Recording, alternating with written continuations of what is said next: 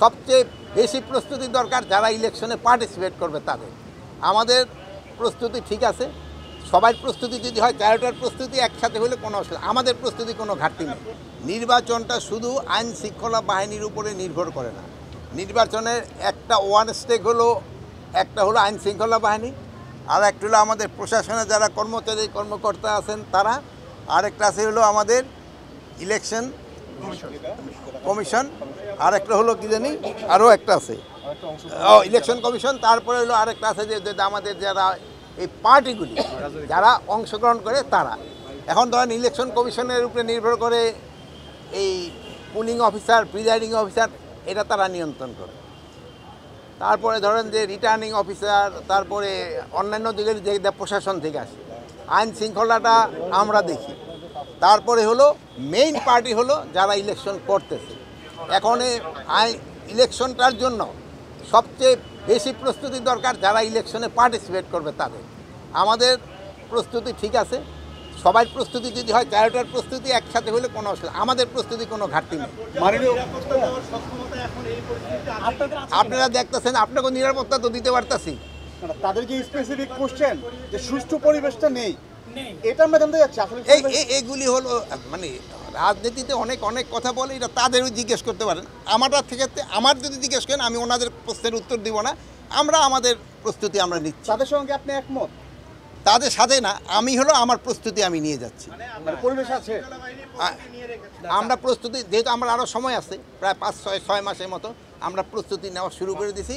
ওই সময় ইলেকশনের সময় আমার মনে হয় না আইন শৃঙ্খলার থেকে কোনো রকমের অসুবিধা হবে। মাননীয় উপদেষ্টা, এখনো বিভিন্ন জায়গায় মব হচ্ছে, সমাজে একটি নেগেটিভ ইমপ্যাক্ট ফেলছে এবং যারা অপরাধ করছে কিছু ক্ষেত্রে তারা নির্ভয়ে এসব কাজ করছে। এগুলো নিবারণে আপনারা আসলে কি? আমরা হলো কি ভাই, এর আগে যে সময় ছিলাম, আমি প্রথমে একবার ইন্ডিয়া গেলাম, ওই দিদি বিডিয়া, সেই সময় আপনাদের মতো আরও কম সাংবাদিক ছিল, ওই দেখে আমি ফেস করতে চাইনি। এখন আল্লাহ দিলে আপনাদের সংখ্যা অনেক বাড়ছে, এই জন্য কিন্তু কানাকানসিতে কোথায় কী ঘটনা ঘটছে আমরা কিন্তু সাথে সাথে রিপোর্ট পাই। আগে একটা ঘটনা ঘটলেও কিন্তু সংবাদটা পাওয়া যেত না।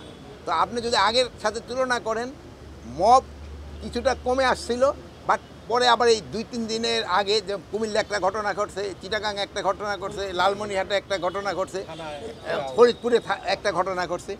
বাট এগুলি যেন ভবিষ্যতে আর না ঘটে, এই জন্য কিন্তু আমরা প্রপার অ্যাকশন নিচ্ছি এবং এটার সাথে যারা যারা জড়িত তাদের বিরুদ্ধে কিন্তু ব্যবস্থা নেওয়া হচ্ছে। মাননীয় উপদেষ্টা, আমার একটা প্রশ্ন,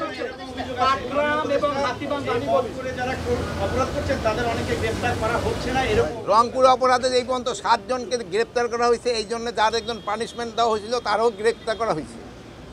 এখন ওই কি গ্রেপ্তারে করার সমস্যাটা হয়, যে অন্যায় করে সে তো আর ওই এলাকায় সহজে থাকে না, সে তো পালায়, তাই তো খুঁজে বের করতে একটু সময় দিতে হবে। ওইটা বললাম তো আমি, ওইটার কথা তো আপনারা বললাম। ওখানে ওইটার ক্ষেত্রে আমরা দেখেন ওখানে পুলিশের সংখ্যা বাড়িয়েছি, সেনাবাহিনীর সংখ্যা বাড়ানো হয়েছে, বিজিবি।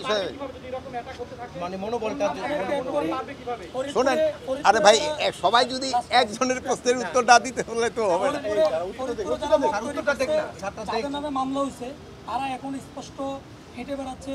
না, কোথায় হেঁটে বেড়াচ্ছে তাদের আমি সকালেও স্পিডে বলছি যে তাদের ধরার জন্য বলেছে। যদি হেঁটে বেড়ায় থাকে আপনারা ওই ধরে দিয়েন কোথায় হেঁটে বেড়াচ্ছে।